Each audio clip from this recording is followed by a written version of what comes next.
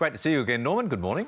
Hi, Michael. Hi, Lisa. School holidays have wrapped up. It was seen as something of a circuit breaker, a great opportunity, for instance, for parents to vaccinate their kids. Have we got any data, any information as to whether that worked or not? I haven't seen any good data on that. We're still lagging a bit in terms of childhood immunisation, and of course we're still waiting on approval down the track for under 6-year-olds. So it's really important that kids do get immunised because some of them will get sick. And it's still important, and we're still lagging a little bit around the country on third doses. And of course, the over 65s and the vulnerable need to be getting their fourth doses. So there's still a lot of immunisation to go. But the other immunisation, which you alluded to, which is really important and important for children, and we're getting a bit of fatigue about immunisation, is influenza. This could be a very bad influenza season. We were under-immunised last year. There haven't been much flu in the country. I think in 2019 there were 300,000 cases, then it went down to just a handful in the subsequent 2 years. So everybody needs to be immunised, particularly the under 5s. Pregnant women, you do not want to get influenza when you are pregnant, regardless of the time of year. Over 65s, the vulnerable, Aboriginal Torres Strait Islander people over 50.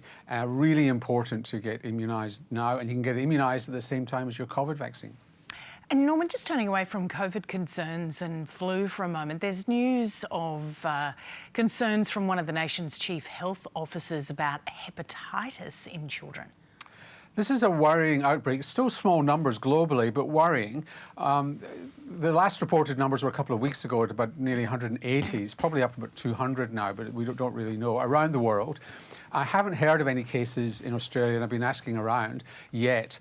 So this is jaundice, diarrhea, vomiting, really quite a lot of kids who are getting really unwell, under the age of 16, most under 5.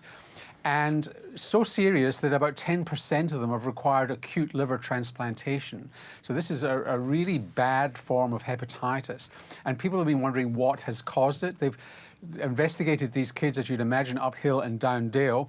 They've not got the traditional forms of hepatitis, A, B, C, D, or E, or other forms, but they are scoring high on a virus called adenovirus, which is a common cold virus, not known terribly well for hepatitis. So it may be that along with COVID, because there's a fair bit of COVID in these kids, but you'd expect that anyway because kids are getting infected, or maybe a toxin. They don't really know, but there's no epidemiological link. So they're not in the same school, they haven't mixed together, they haven't been at a wedding together, that sort of thing that we saw with COVID-19. So it's sporadic, but something is going on there, and we do need to be alert to it so that kids can get into early care. But there's not much that can be done apart from watching these kids and getting them into care, and hopefully they won't get too sick.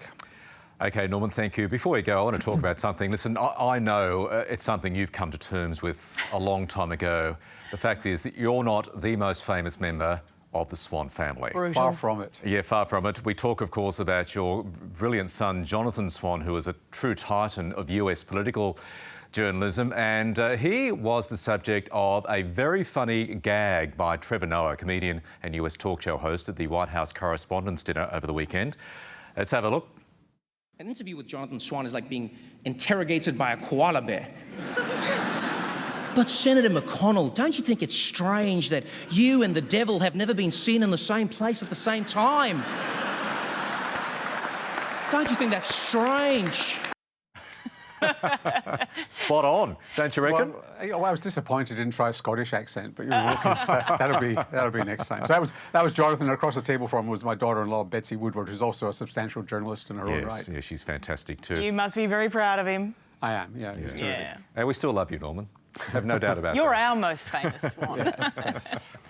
I'll take what I can get. Thanks, Norman. You're welcome.